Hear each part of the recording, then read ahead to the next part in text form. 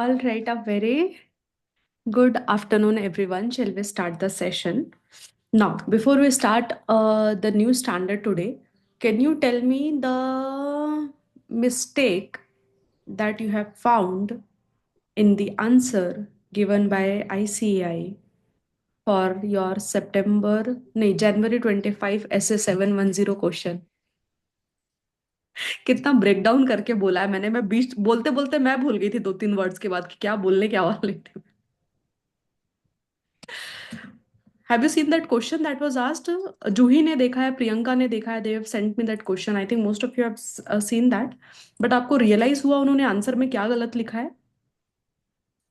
So basically 710 से दो तरह के सवाल आ सकते हैं। एक करस्पॉन्डिंग फिगर के ऊपर क्वेश्चन आ सकता है रिपोर्टिंग का, और एक कंपैरेटिव फाइनेंशियल स्टेटमेंट के ऊपर क्वेश्चन आ सकता है रिपोर्टिंग का।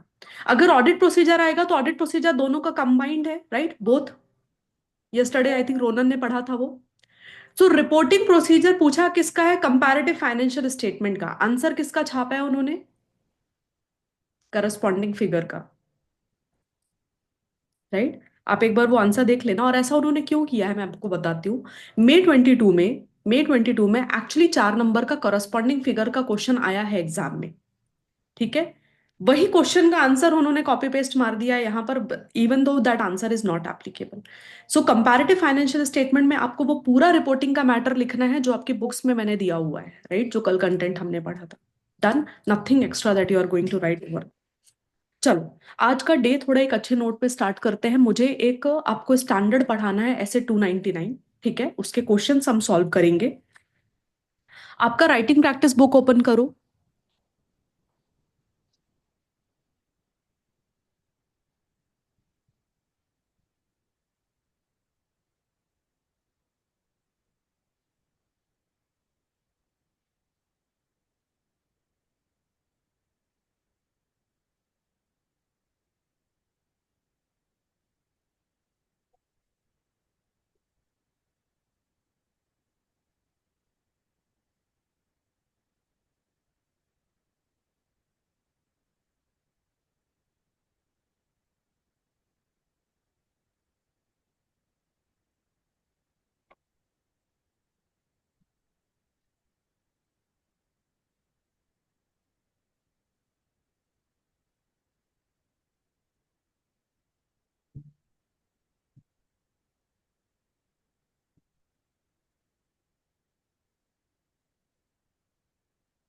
Recording in progress.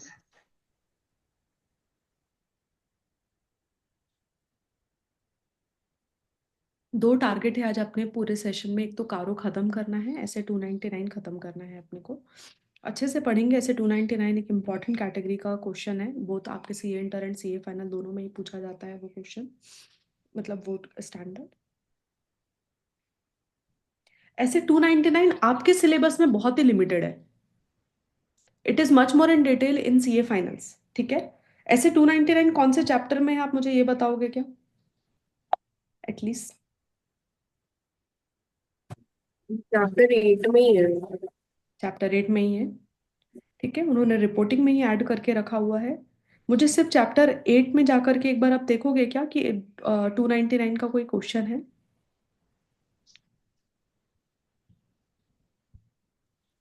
हम 38 से लेके 40 तक है। 38, 39, 40 ना?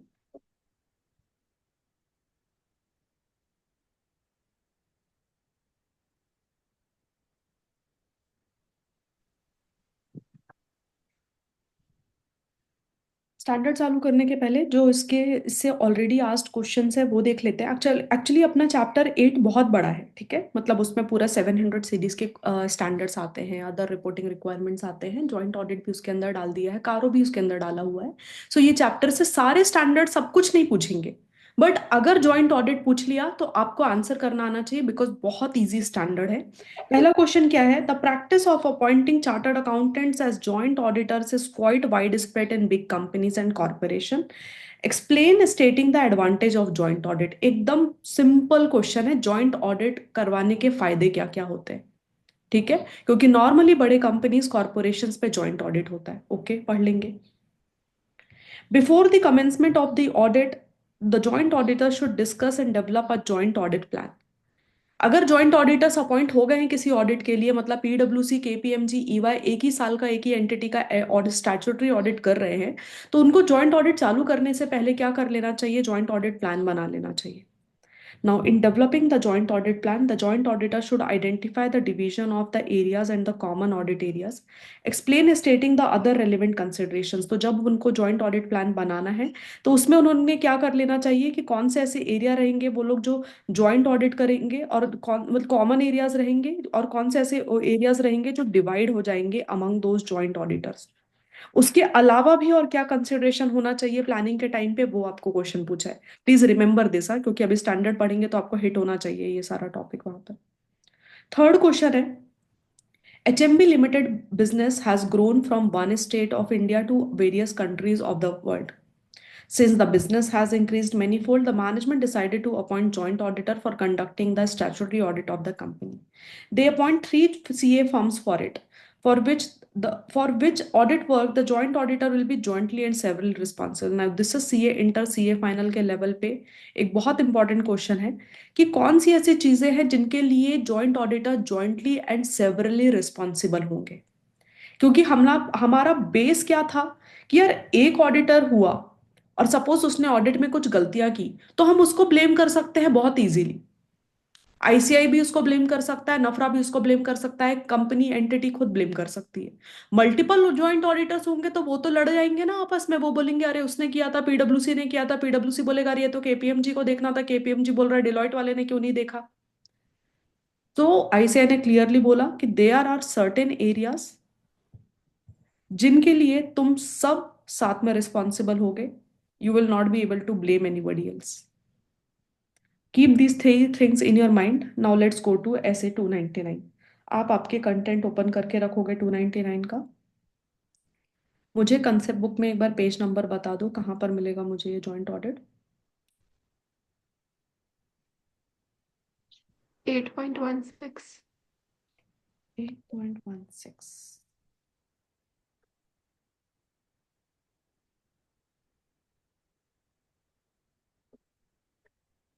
ठीक है। The practice of appointing chartered accountants as joint auditor is quite widespread in big companies and corporation। पहला क्वेश्चन ही, रिमेंबर क्वेश्चन नंबर 1 का पहला लाइन ही ये था। The joint audit basically employs pooling together the resources and expertise of more than one CA firm to render an expert job in a given time period। A given time period में अगर आपको Reliance industries को audit करना है, Manvi, you have to focus. Out during your class, I see you are distracting others also, and whenever I look at your screen, I get distracted. You are always talking to someone, or whenever the people are coming to distract you, you have to keep your cameras off or set boundaries with your library buddies.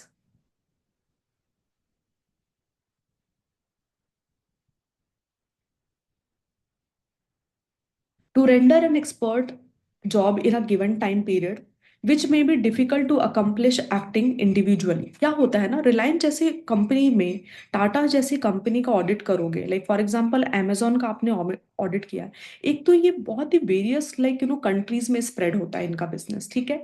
फिर उनका consolidated financial statement बनेगा, उसका audit करते बैठेंगे। सो क्या होता है ना, बहुत डिफिकल्ट हो जाता है किसी एक सीए फर्म के लिए उस पूरे ऑडिट को बहुत एक्सपर्ट वे में मैनेज करना। तो बड़े कंपनीज क्या बोलते हैं, नहीं नहीं एक सीए फर्म नहीं चाहिए, मल्टीपल सीए फर्म्स को अपॉइंट करो, उनको बोलो आपस में एरिया डिवाइड करे, कोई बैलेंस शीट कर ले, कोई पीएनएल कर ले, कोई notes to account cash flow statement कर ले, और उनको बोलो साथ में ऑडिट फिनिश करें। ठीक है। सो आपको समझ में आया ये कब कब व्हाट इज द सिनेरियो जब जॉइंट ऑडिट एप्लीकेबल होगा? Did you guys all understand? बढ़िया। It essentially involve sharing of total work, and this is by itself a great advantage, क्योंकि काम बढ़ गया ना आपस में। In specific terms of advantage that flow में बी एज फॉलोइंग। मतलब जॉइंट ऑडिट करवाने से क्या क्या फायदे होते हैं, ठीक है। Specific terms of advantage that flow में be following are, expertise share हो जाती है, म्यूचुअल कंसल्टेशन जैसे फॉर एग्जांपल पीडब्ल्यूसी वाले को टैक्स में दिक्कत आ रही है, they can talk to KPMG के, अरे केपीएमजी का इधर आओ, मुझे ये बताओ ये टैक्स का कैसे हैंडल करना है। आपको इंस्टेंट कंसल्टेशन मिल रहा है ऑडिट के दौरान पे, right. Lower workload because the work is divided, better quality of performance क्योंकि तीन सीए फर्म्स का एक्सपर्टीज साथ में लग रहा है। अच्छा, ये नॉट नेसेसरली तीन हो, it can be more than three, it can be three, it can be four also, ठीक है। क्लाइंट को एक अच्छा सर्विस मिलता है। मल्टीनेशनल कंपनीज हो गया तो work can be spread using the expertise of local firm which are in better position with to deal with the detail work. अभी आप सोचो, आप इंडिया में बैठे हुए हो, ठीक है। आपका अपॉइंटमेंट हुआ है किसका ऑडिट करने के लिए, फॉर एग्जाम्पल रिलायंस का। अभी Reliance also has offices in south Africa continent, ठीक है। अभी वहां पर ऑडिट करना है तो क्या आप पूरा पूरा जनता को थोड़ी बैठ अपने सीए फॉर्म से वहां पर भेज दोगे। इससे एक और फायदा होता है, एक काम करो ना, आप वहां के ही, मतलब ये रिलायंस क्या करेगा, वहां के ही लोकल फर्म को अपॉइंट कर लेगा, वो do the audit of south Africa entities. आप इंडिया वाले एंटिटीज मैनेज कर लो। तो ऐसे क्या होता है, लोकल फर्म्स का ना, लोकल लॉज उनको रेगुलेशन वगैरह ज्यादा मालूम होता है। तो ऑडिट पूरा रिलायंस ग्रुप का ही हो रहा है, लेकिन मल्टीपल जॉइंट ऑडिटर्स है वहां पर, ठीक है। I am not talking about कि वो सब्सिडरी का ऑडिट कर रहा है, सब्सिडरी ऑब्सिडरी ऑडिट कर रहा होगा तो वो ऐसे 600 लगेगा, वहां पर ये स्टैंडर्ड नहीं लगता है। यहां पर एंटिटी एक ही है और उसी एंटिटी का सेम फाइनेंशियल ईयर का मल्टीपल ऑडिटर्स है, तब मैं बात कर रही हूं आपको, ठीक है। Lower staff development cost, because कैसा होता है, आपको ट्रेन करने की जरूरत नहीं है ना। अगर सपोज एक ही सीए फर्म होगा और इतना बड़ा कंपनी का ऑडिट मिलेगा तो आपको सबको ट्रेन करना पड़ेगा सारी चीजों के लिए। अब जरूरत ही नहीं है, आप बैलेंस शीट वाले एरिया को देख लो, कोई पीएनएल वाला एरिया देख रहा तो उसके लिए अपनी टीम को डेवलप कर लेगा। ओवरऑल काम करने का जो कॉस्ट होता है वो भी कम हो जाता है, और एक हेल्दी कंपटीशन बना रहता है। थिंक अबाउट, अगर पीडब्ल्यूसी, केपीएमजी, ईवाई साथ में काम कर रहे हैं तो क्या होता है, एक हेल्दी कंपटीशन बना रहता है वहां पर। आपको लगेगा कि नहीं यार, मुझे ईवाई वालों से ज्यादा अच्छे ऑब्जर्वेशन निकालने, ईवाई वालों को लगेगा यार पीडब्ल्यूसी वालों का हर बार बहुत तारीफ होता है, इस बार I will also do something extra order in the audit, ताकि लेकिन हमारा फॉर्म भी थोड़ा ज्यादा नोटिस हो। एक हेल्दी कंपटीशन बना होता है वहां पर। सिर्फ फायदे ही नहीं होने वाले हैं, एक काम, एक बात सुनो, अगर आप लोगों को सबको साथ में मिलके किसी कंपनी के ऑडिट में लगाए दें, आप लड़ भड़ भिड़ जाओगे वहां पर, पता है क्यों, ईगो फाइट्स। सो सिर्फ फायदे नहीं होते हैं। बट अपना सबसे पहला क्वेश्चन क्या था राइटिंग प्रैक्टिस बुक में, फायदे एडवांटेजेस का। So please write this question, what are the advantages of joint audit, everybody, and please note down this point. आपको लिखने के लिए 6-7 पॉइंट्स ही लगेंगे, बट यू राइट ऑल 9 क्योंकि इजी है,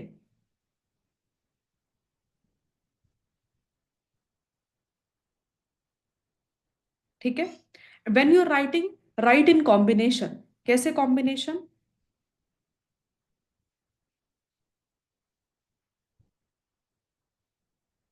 sharing expertise and mutual consultation एक साथ आना चाहिए।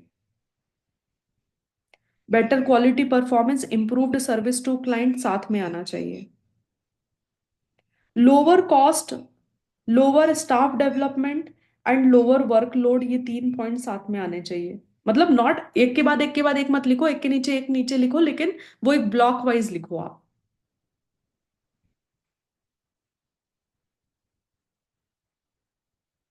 एंड इसके बाद रिमेनिंग पॉइंट जो है आपके, जैसे एक मल्टीनेशनल कंपनीज के केस में क्या होता है कि आपको जो लोकल फॉर्म्स है उनका एक्सपर्टीज मिल जाता है, उनको लोकल लॉज की जानकारी होती है, वो फोर्थ पॉइंट हो सकता है आपका।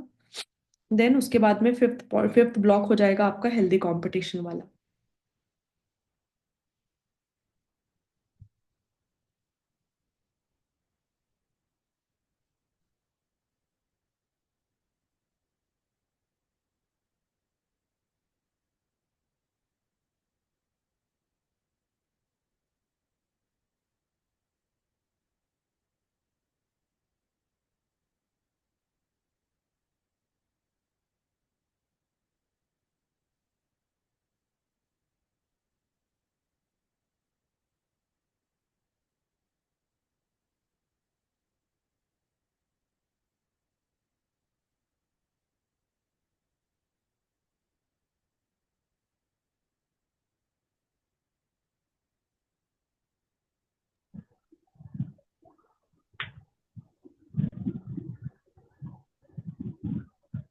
Hello ma'am. यस। मैम अभी तक कितना हुआ, मैं अभी ज्वाइन हुआ। जस्ट अभी फर्स्ट टॉपिक ही किया कि जॉइंट ऑडिट करवाने के क्या फायदे होते, the advantage of joint audit.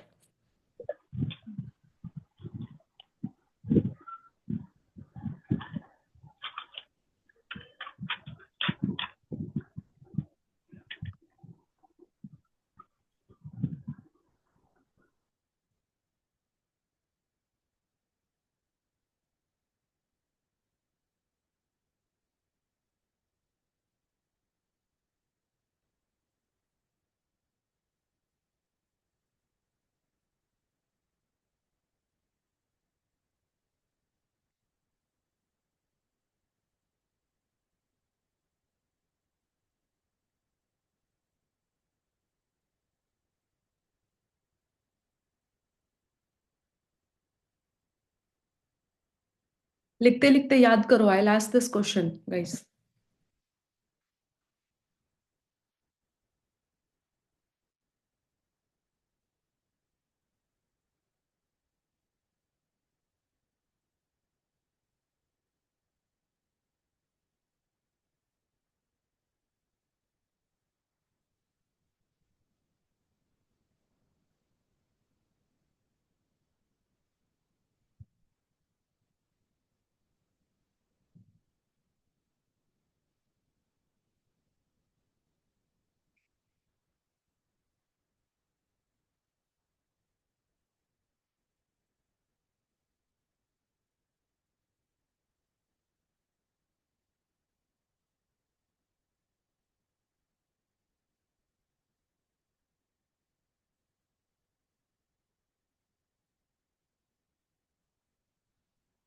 Done.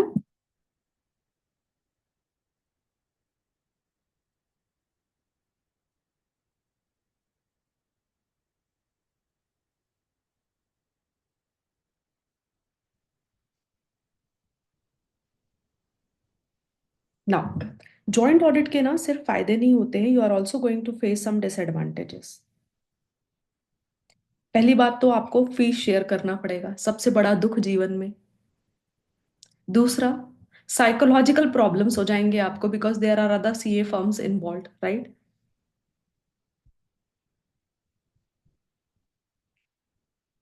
Different standing, for example, आपका एक मीडियोकर फर्म है, ठीक है। हाँ, आपको और पीडब्ल्यूसी को साथ में अपॉइंट कर लिया। आप आधे टाइम तो अपने ही कॉम्प्लेक्स में रहोगे, यार यार सामने वाला पीडब्ल्यूसी पीडब्ल्यूसी है। आपको ये नहीं समझ में आएगा कि क्लाइंट के लिए काम करना है, आपको एकदम ऐसे सडनली लगेगा कि ओ माय गॉड पीडब्ल्यूसी के लिए काम करना है क्या। Psychological problem. General superiority complex of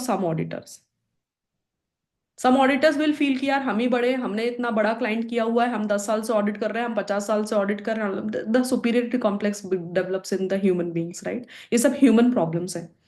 the another problem will be the coordination of work, क्योंकि अभी 3-4 फर्म्स के लोग साथ में काम कर रहे हैं, कितना भसड़ होने वाला है। एक टीम काम करती है तो इतने झगड़े हो जाते हैं आपस में, अभी मल्टीपल टीम काम कर रहे हैं, अभी कितना कोऑर्डिनेशन। और सोचो ना, ऑडिट रिपोर्ट तक जाते जाते आपको पूरा ऑडिट साथ में खत्म करना है, कितने मल्टीपल मीटिंग्स लगेंगे, every time you have to coordinate, it is going to be a problem.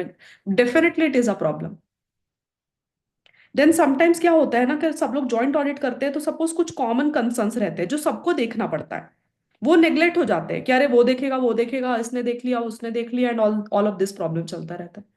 And last, uncertainty about the liability of work done, मतलब बाद में अगर कुछ भसड़ मची तो हु विल बी लाइबल, उसके बारे में ना अनसर्टेनिटी बहुत ज्यादा रहती है कि किसको ब्लेम करे यार, क्योंकि they keep on blaming on each other. तो it's not always, you will not be always be in that advantageous position when there is a joint audit. So पहली बात तो फीस शेयर होता है, उसके बाद में कोऑर्डिनेशन का प्रॉब्लम होता है, जो कॉमन एरियाज होते हैं वो नेग्लेक्ट हो जाते हैं, एंड अनसर्ट देर लाइबिलिटी किसके ऊपर डाले वो अनसर्टेन होता है। दो पॉइंट आपको ब्लॉक में याद करने पड़ेंगे, psychological problem and general superiority complex of some auditors. ठीक है, you will write this answer, आपके पास जहां पर भी स्पेस है, अगर आपके पास बुक है तो बुक में ही नीचे लिखो, बट री राइट करो। आपको कोशिश करो बिना देखे आप लिख पाओ। एक फीस का पॉइंट लिखना है, एक साइकोलॉजिकल प्रॉब्लम लिखना है डिफरेंट स्टैंडिंग के ऑडिटर्स का, सुपीरियरिटी कॉम्प्लेक्स लिखना है सम ऑडिटर्स का, कोऑर्डिनेशन ऑफ वर्क वाला पॉइंट लिखना है, कॉमन एरियाज कैसे नेग्लेक्ट होते हैं वो लिखना है, uncertainty about the liability for the work done लिखना है। Please write this down.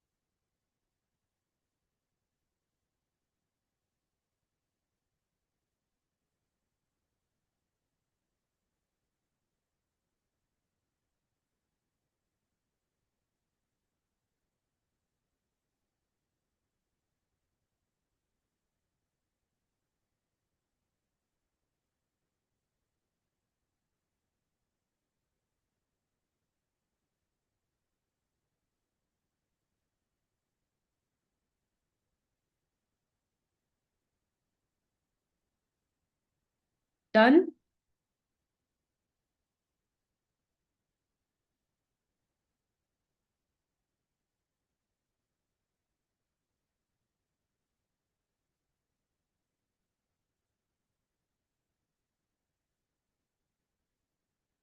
Ma'am disadvantage का 6 पॉइंट समझो। 6 पॉइंट? यस 6 पॉइंट क्या होता है? देख, फॉर एग्जाम्पल लाइबिलिटी कैसे होती है, जैसे अगर आज मैंने ऑडिट किया, आपकी कंपनी है, मैंने ऑडिट किया, अगर मैंने गलत ऑडिट किया, मैंने कुछ फ्रॉड नहीं कि फ्रॉड के बारे में रिपोर्टिंग नहीं की, कोई ऑडिटिंग स्टैंडर्ड नहीं फॉलो किया, तो आप मुझे ब्लेम कर सकते हो ना कि ऑडिटर ने गलत काम किया है ये। बट अगर जब बहुत सारे ऑडिटर होंगे तो आपको पता, आप ब्लेम किसको करोगे कि मतलब वो किसका लाइबिलिटी है, वो लाइबिलिटी फाइंड आउट करने के लिए बहुत अनसर्टेन हो जाता है, because they keep on blaming each other कि ये तो उसने देखा था, ये उसने देखा था, एंड ऑल ऑफ दैट ऐसे। So uncertainty about the liability of the work done, कि अगर ये काम ठीक से नहीं किया तो उसका लाइबिलिटी कैसे इंपोज करोगे किसी के ऊपर।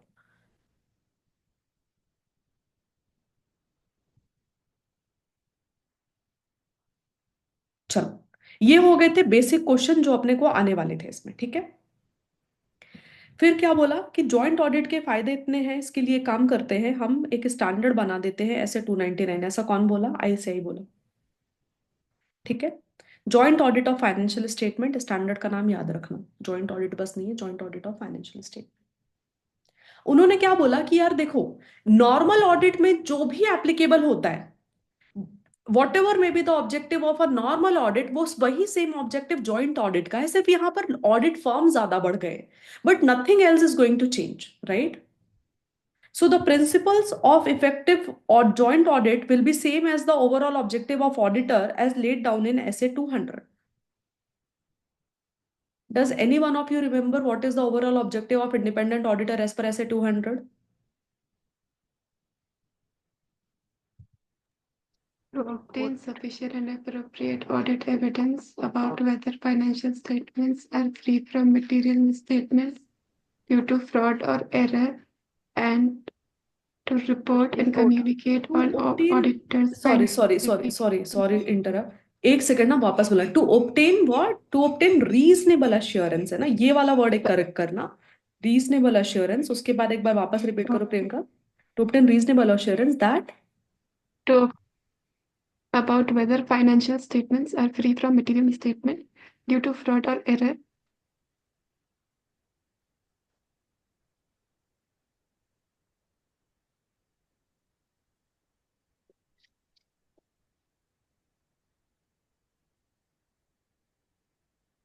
फ्रॉड और error,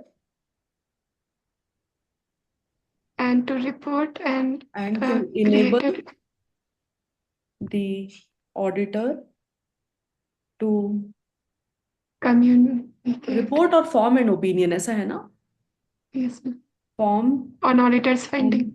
opinion on auditor's finding whether the financial statement is prepared in all material respect as per AFRF. याद कर लो, ये this is like the foundation. ऐसे 200 में एक इंडिपेंडेंट ऑडिटर का ऑब्जेक्टिव क्या होता है जब वो स्टैट्यूटरी ऑडिट करने के लिए जाता है। ठीक है, इसको ब्रेक डाउन करके याद करो मल्टीपल सेंटेंसेस में, बट ये याद होना चाहिए। ठीक है, so what they are saying is कि जॉइंट ऑडिट में भी सेम ही ऑब्जेक्टिव होगा ना। जो भी जितने 15 ऑडिटर लगाने 15 लगाओ, लेकिन objective is going to remain same. ठीक है, अभी ये स्टैंडर्ड जो है ऐसे 299 इट डील्स विद कि जॉइंट ऑडिट को प्लान कैसे किया जाएगा, रिस्क असेसमेंट कैसे होगा, एंड काम को कैसे बांटोगे आप। जॉइंट ऑडिट है ना, तो what are you going to do, how are you going to plan the audit, risk assessment कैसे करना है, एलोकेशन ऑफ वर्क कैसे होगा, वो ध्यान रखो। सबसे पहला, the engagement partner and other key members of the team from each of joint auditors should be involved in planning. ऐसा नहीं होगा कि प्लानिंग ऑडिट प्लानिंग का काम पीडब्ल्यूसी करेगा, केपीएमजी और ईवाई एग्जीक्यूशन का काम कर रहा है। No no no no no no no, each engagement partner from each of the joint audit team. So पीडब्ल्यूसी का एक एंगेजमेंट पार्टनर होगा, ईवाई का एक, केपीएमजी का एक, एंड उनके की मेंबर्स, वो सारे प्लानिंग में इन्वॉल्व होने चाहिए। नॉर्मल ऑडिट के टाइम पे भी हम ये पढ़ के आए हुए थे कि जो इंगेजमेंट पार्टनर एंड की मेंबर्स होते हैं टीम के, वो ऑडिट प्लानिंग में इन्वॉल्व होना चाहिए। सेम यहां पर भी पढ़ रहे हैं हम।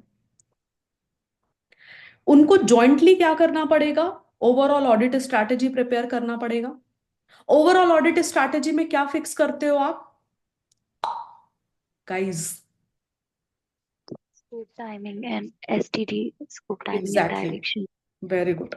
Scope, timing and direction of the audit. Audit plan जब आप करते हो तो उसके अंदर क्या फिक्स होता है आपका, nature, timing and extent of audit procedures. जब ऑडिट स्ट्रैटेजी बनाते हो तो scope, timing and direction of audit fix होता है, जिसके बेसिस पर आप ओवरऑल ऑडिट प्लान डेवलप करते हो। तो see, whatever that you have studied in ऐसे 300, वही चीज यहां पर कॉपी पेस्ट की है स्टार्टिंग के फर्स्ट 2 लाइन में। सिर्फ ये बोला है कि यहां पर ज्वाइंटली होगा। सो प्लानिंग में सब लोग, सारे जॉइंट ऑडिट के की मेंबर्स, एंगेजमेंट पार्टनर इन्वॉल्व होंगे। ऑडिट स्ट्रैटेजी में सबको ज्वाइंटली मिलकर के प्लान बनाना पड़ेगा and scope, timing, direction set करना पड़ेगा। अब ऑडिट चालू होने के पहले the joint auditor shall discuss and develop an audit plan and in developing the joint audit plan the auditor should. Now this was your question number 2, right? कि audit चालू करने के पहले उनको जॉइंट ऑडिट प्लान बनाना पड़ेगा, and जब वो audit plan बना रहे होंगे तो the joint auditor shall have certain considerations.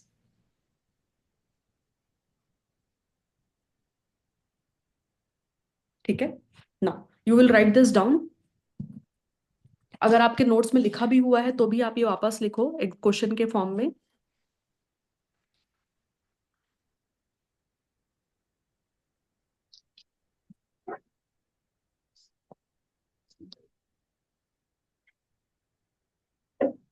Just a second ना।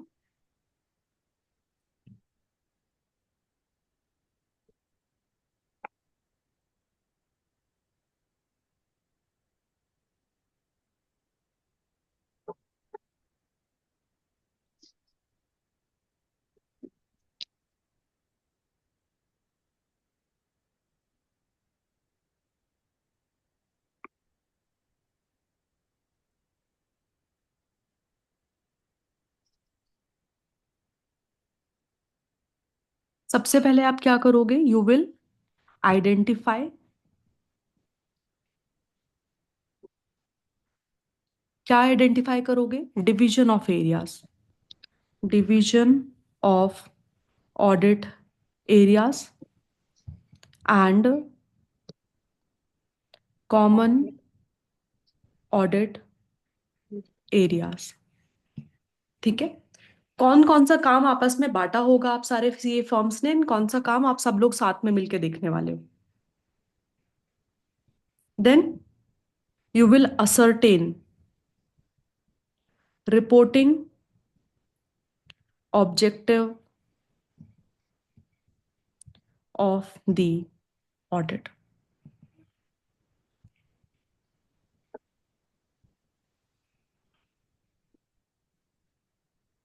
ठीक है, then you will consider and communicate what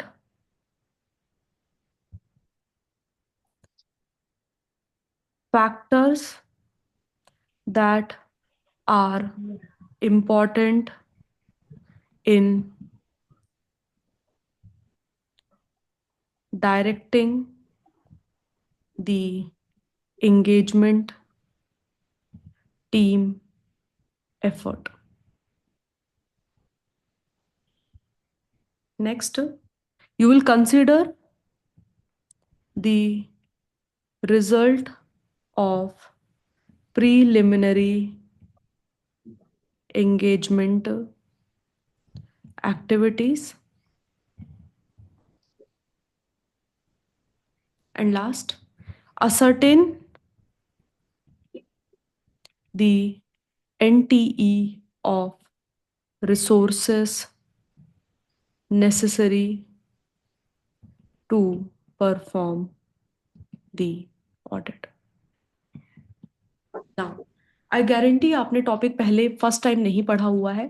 ये सेम आंसर कॉपी पेस्ट मारा हुआ है आपके चैप्टर 2 से। What is your chapter 2? Audit planning. Audit planning. Go back to audit planning chapter and find out कि ये आंसर एज इट इज आपने कहां पर देखा हुआ है इसके पहले।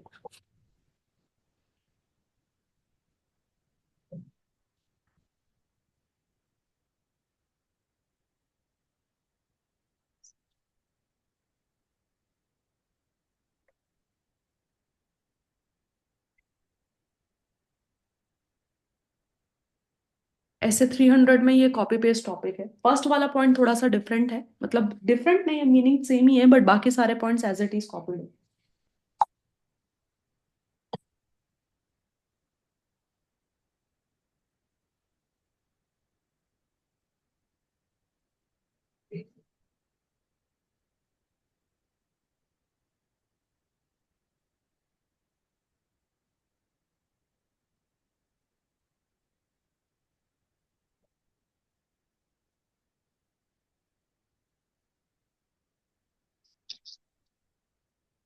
गाइस जल्दी, क्या विकास? म्यूट करके क्यों बात कर रहे हैं बच्चे? नहीं मैम, वो बस वो देख रहा था।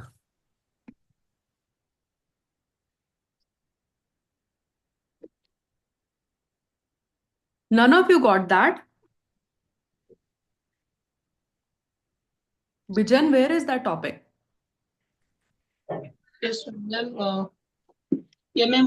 Factors to be taken into consideration by auditor for establishing audit strategy development. Overall audit strategy बनाने के टाइम पे, स्टैब्लिश करने के टाइम पे एक ऑडिटर को क्या फैक्टर्स कंसिडर करने पड़ते हैं, उसके अंदर 5 पॉइंट था, जिसका पहला पॉइंट था उस एंगेजमेंट की कैरेक्टरिस्टिक्स पहचानो सबसे पहले। ठीक है, दूसरा था रिपोर्टिंग ऑब्जेक्टिव क्या है। तीसरा, फैक्टर्स कंसिडर करो कि एंगेजमेंट टीम के एफर्ट को कैसे डायरेक्ट किया जाए। Fourth, you have to consider the effect of results of preliminary engagement activity जो आपने परफॉर्म की है 210 के टाइम पे। एंड लास्ट को क्या क्या रिसोर्सेज लगेंगे, उसके नेचर, टाइम एंड एक्सटेंट ये करो। This is exactly copy paste item. वहां वहां पर कैरेक्टरिस्टिक्स पहचानने के तरीके। अच्छा, सबसे अच्छी बात क्या है, ऐसे 300 में ये 5 टॉपिक के खुद के अपने आंसर्स हैं।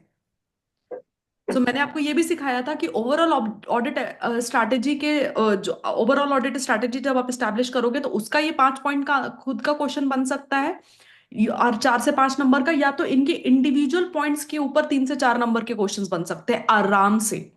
ठीक है, वो टॉपिक रिवाइज जरूर करना आप ऐसे 300 का। मैं रिविजन्स के टाइम पे वापस वो टॉपिक के साथ में गो थ्रू करूंगी। ठीक है, सो सेम टॉपिक है यहाँ पर कि सबसे पहले एंगेजमेंट का कैरेक्टरिस्टिक्स पहचानो। मतलब यहाँ पर आप क्या काम करो, यहाँ पर देखो कि कौन सा काम आपको डिवाइड करना है सारे ऑडिटर्स को, एंड कौन सा आपको कॉमन रखना है, ताकि फिर आप लोग मिलके काम कर सको। ठीक है, अच्छा ये कर लिया। अब एक काम करो, आप आपस में एक दूसरे को ना, जो भी आपको risk of material miss statement मिला है ना, वो कम्युनिकेट कर दो। पीडब्ल्यूसी वाले को कोई रिस्क ऑफ मटेरियल में से स्टेटमेंट मिला, तुरंत ईवाई एंड पी इसको बता दो केपीएमजी को। आपस में अपने में मन में रखने की जरूरत नहीं है, क्योंकि एक आरएमएम उनके भी ऑडिट वर्क को इफेक्ट कर सकता है। ठीक है। एंड जो भी आपने nature, timing and extent of audit procedure discuss किया है, डिसाइड किया है ना, वो डॉक्यूमेंट कर लो। पहली बात तो डिस्कस करो एंड डॉक्यूमेंट कर लो कि क्या क्या ऑडिट प्रोसीजर्स लगाएंगे। ठीक है, अपने अपने डिवाइडेड एरियाज के लिए, कॉमन एरियाज के लिए, दोनों के लिए।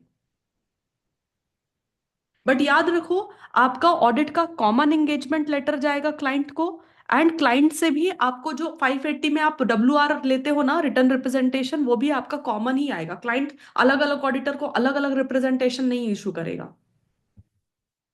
एंड जो भी आपने काम बांटा है वो डॉक्यूमेंट करो सबसे पहले।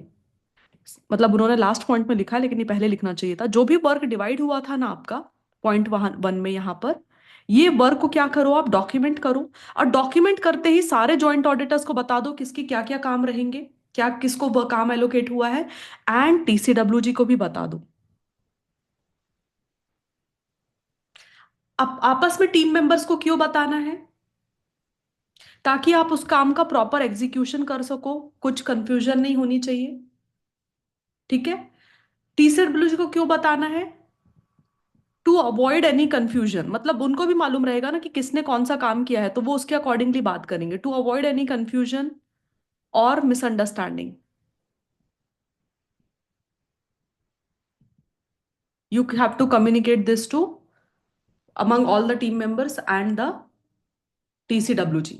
It's a good question. हाँ, आप आपके राइटिंग प्रैक्टिस बुक में भी ये चीज क्वेश्चन नंबर 2 के उधर आप इसका आंसर लिखोगे कि आपको याद होना चाहिए कि क्या चीज, apart from the division of audit plan बनाने के टाइम पे division of work, common areas तो देखने हैं, उसके अलावा बाकी पॉइंट्स भी देखने पड़ते हैं। रिस्क असेसमेंट में रिस्क ऑफ मटेरियल में से स्टेटमेंट क्या क्या मिला हुआ है वो भी डिस्कस करना पड़ता है। ऑडिट प्रोसीजर क्या लगाएंगे कॉमन एरियाज में, अलॉटेड एरियाज में, वो भी आपस में डिस्कस करोगे। कॉमन एंगेजमेंट लेटर बनाओगे, कॉमन मैनेजमेंट रिप्रेजेंटेशन लेटर लेना। जो भी काम एलोकेट किया है वो डॉक्यूमेंट कर लेना। ज्वाइंट ऑडिटर सब लोग आपस में कम्युनिकेट कर लो, TCWG को भी बता दो। यस।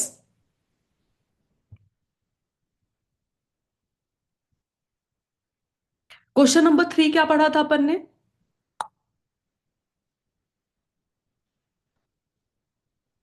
कि कौन कौन सी ऐसी जगह है जहां पर जॉइंट ऑडिटर्स क्या होंगे, जॉइंटली एंड सेवरली रिस्पॉन्सिबल होंगे। क्योंकि पता है क्या होता है, जॉइंट ऑडिट में दिक्कत क्या आती है, बाद में कुछ भसड़ मचता है ना, फ्रॉड व्रॉड, तो सब लोग बोलते नहीं नहीं वो तो उसने काम किया था, नहीं नहीं वो तो हमारा एरिया नहीं था, एंड ऑल दैट।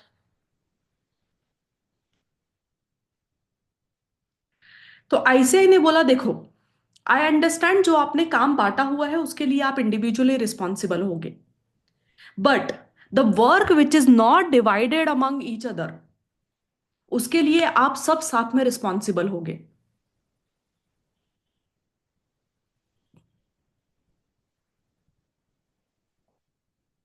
जो भी कॉमन एरियाज है, जैसे किसी ने बोला कि यार कंप्यूटर सिस्टम, इंफॉर्मेशन सिस्टम का ऑडिट करना है, वो सब साथ में मिलके करेंगे, क्योंकि हमारा किसी का भी इंडिविजुअल एक्सपर्टीज नहीं है। एक काम करते हैं, इंफॉर्मेशन सिस्टम जो कंट्रोल्स वगैरह देखने वो हम साथ में करेंगे, बाकी PNL बैलेंस शीट आपस में बांट लेते हैं।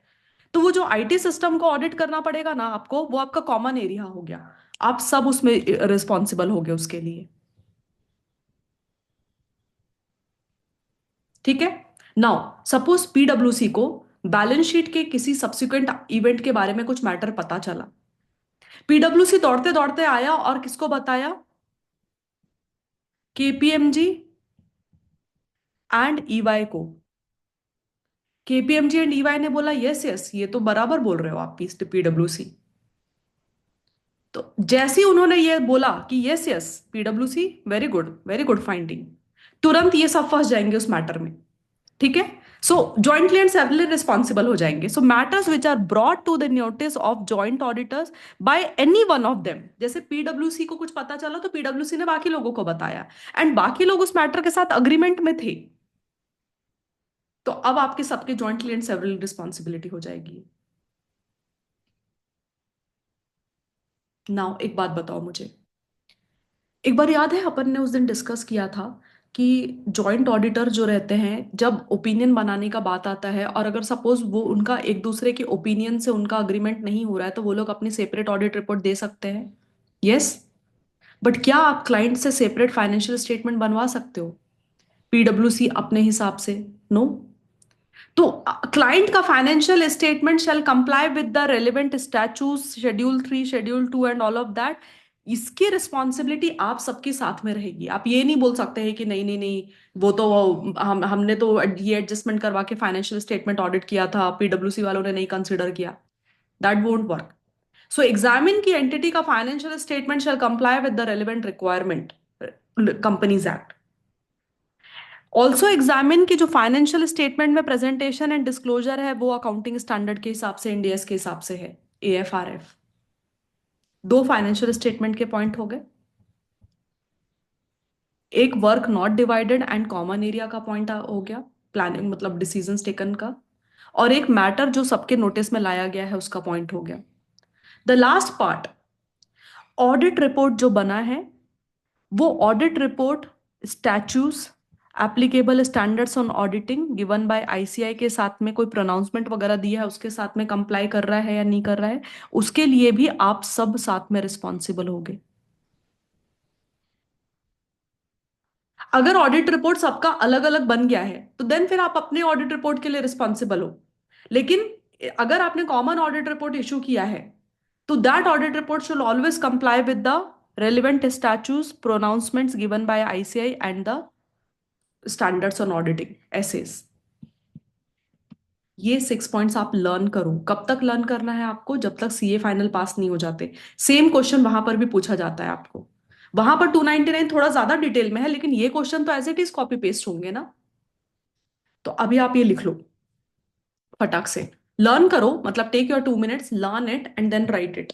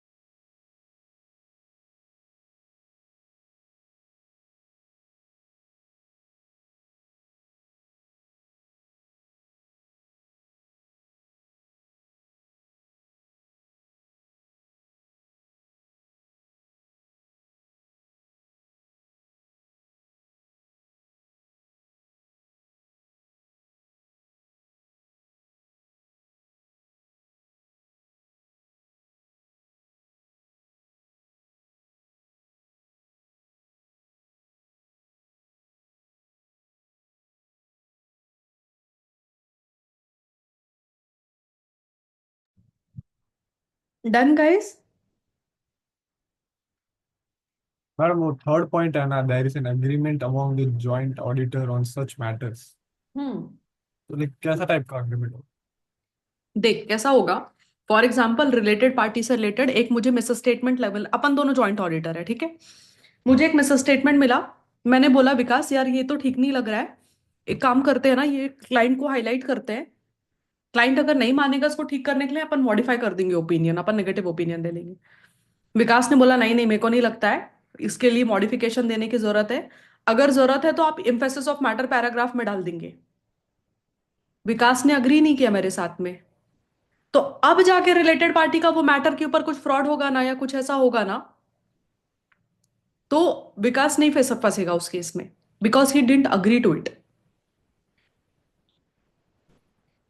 उसमें वो एक ही ऑडिटर, जॉइंट ऑडिटर में से कोई एक ही रिस्पॉन्सिबल हाँ मतलब देखो, अगर किसी है। एक ने भी सबके ध्यान में वो मैटर लेकर आया और सबने अग्री किया कि हाँ हाँ ये तो बढ़िया बोल रहे हो आप, तो फिर सब फंस जाएंगे ना उस मैटर पे, वैसा।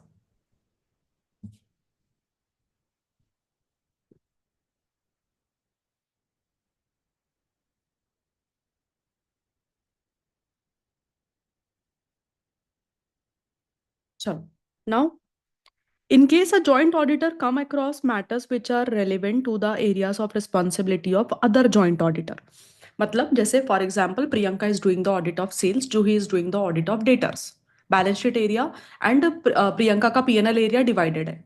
अभी प्रियंका को सेल्स में कुछ risk of material miss statement मिला, तो कायदे से प्रियंका को क्या करना चाहिए, तुरंत जूही को बताना चाहिए, क्योंकि सेल्स से ही डेटर्स बन रहे हैं, क्रेडिट सेल्स से, right? That is what they're saying. In case a joint auditor come across a matter which are relevant to the area of responsibility of other joint auditor and which deserves their attention, Priyanka को लगता है यार ये internal control issue जूही की जानकारी के लिए बहुत जरूरी है, या तो फिर विच रिक्वायर डिस्क्लोजर और रिक्वायर डिस्कशन और application of judgement by other joint auditor, जिसमें लग रहा है कि नहीं आप प्रियंका सोच रही है जूही का, जो जूही के साथ इसके बारे में डिस्कशन करना बहुत जरूरी है या जूही का जजमेंट बहुत जरूरी है इस केस में, then in that case Priyanka shall communicate the same to all the joint auditors in writing prior to completion of the audit. क्योंकि डेटर्स में वो प्रॉब्लम जो है प्रियंका का वो मैटर नहीं था, वो प्रियंका अपना सेल्स ऑडिट करने के लिए गई थी, बट उसको लगा कि यार ये मैटर जूही के मैटर के लिए बहुत इंपॉर्टेंट हो सकता है, उससे डिस्कशन करना पड़ेगा, उसका जजमेंट क्या है वो जानना जरूरी है, जूही का अटेंशन इस मैटर में बहुत जरूरी है। Then you will discuss before completion of the audit, you will discuss with the in writing. बाद में ऑडिट कंप्लीट हो गया, प्रियंका ने बोला नहीं नहीं मैंने तो तुमको बताया था, जूही तो डिनाई कर देगी ना कि कहाँ बताया था, तो at least Priyanka will have that in writing कि बॉस मैंने मेल किया था आपको। यस।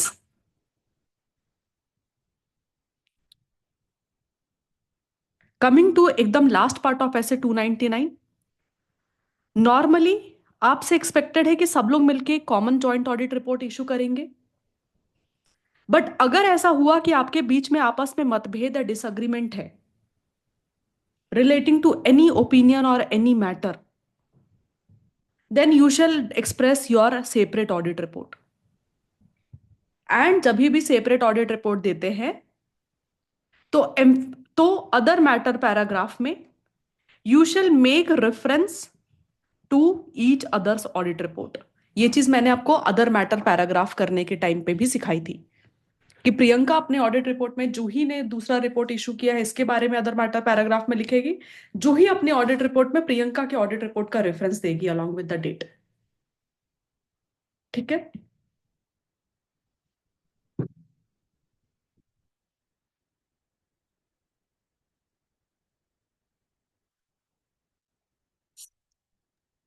ये जॉइंट ऑडिटर हैं तो इसमें कूलिंग पीरियड कैसे होएगा? जैसे जैसे अब एक ही ईवाईबी और पीडब्ल्यू दोनों काम कर रहे हैं, इनका हाँ कूलिंग पीरियड किस हिसाब से होगा कंपनी के अंदर? टू मतलब कंसेक्यूटिव। रीअपॉइंटमेंट के लिए आप बोल रहे हाँ हो? जी, हाँ जी दी।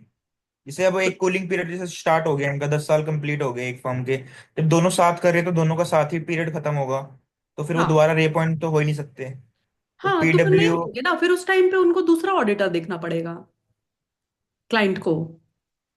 ठीक है, मतलब अलग दूसरा दूसरा ही ढूंढना पड़ेगा उनको दोनों को हाँ फिर। हाँ, तो कंप्लीटली दूसरा ढूंढना पड़ेगा।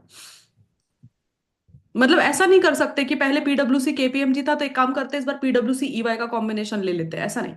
अगर उनका टेन्योर खत्म हुआ तो फिर वो कूलिंग पीरियड के बाद ही फिर वो लोग अपॉइंट कर सकते हैं उनको। ठीक है। बट ये कंसेप्ट कैसा था 299 का, क्योंकि 299 खत्म हो गया आपके सिलेबस में, इतना छोटू सा ही था।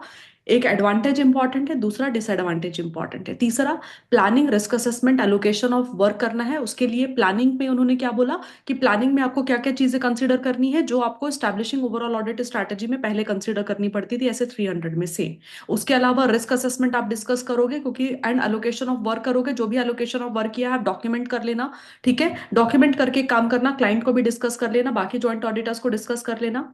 रिस्पॉन्सिबिलिटी पैरा में आए तो आपको पता चला कि देखो जो काम बांटा है उसके लिए तो हम रिस्पॉन्सिबल होंगे, बट जो काम नहीं बांटा है उसके लिए सब रिस्पॉन्सिबल होंगे। या कॉमन एरियाज की प्लानिंग के रिलेटेड जो डिसीजन लिया है सब रिस्पॉन्सिबल होंगे। ऐसा कोई मैटर जो किसी एक ऑडिटर को पता चला, उसने बाकी लोगों के नोटिस में लेकर आया, बाकी लोग ने अग्री किया, सब responsible. Financial statement relevant statue के साथ अग्री करना चाहिए, सब रिस्पॉन्सिबल होंगे ये चेक करने के लिए। फाइनेंशियल स्टेटमेंट एएफआरएफ से मैच होना चाहिए, सब रिस्पॉन्सिबल होंगे। Audit report standards on auditing pronouncements given by ICI के साथ कंप्लाई करना चाहिए, सब रिस्पॉन्सिबल होंगे। ठीक है, कोई मैटर आपको लगता है कि दूसरे ऑडिटर के एरिया के लिए इंपॉर्टेंट है तो कृपया करके उसको राइटिंग में डिस्कस करें before the completion of audit. Normally आपसे एक्सपेक्टेड है कि सब लोग मिलकर जॉइंट ऑडिट में एक कॉमन ऑडिट रिपोर्ट इशू करोगे। However if there is a disagreement then no auditor is bound by the opinion of majority. कोई मेजोरिटी ओपिनियन से रिपोर्ट नहीं जाता है यहाँ पर, सब लोग अपना अपना सेपरेट रिपोर्ट इशू करेंगे एंड अपने अपने रिपोर्ट में अदर मैटर पैराग्राफ में they will give reference to each others auditor report. बढ़िया, स्टैंडर्ड क्वेश्चन सारे टैकल हो गए इसके क्वेश्चन बैंक से। यस, चलो will jump to CARO now.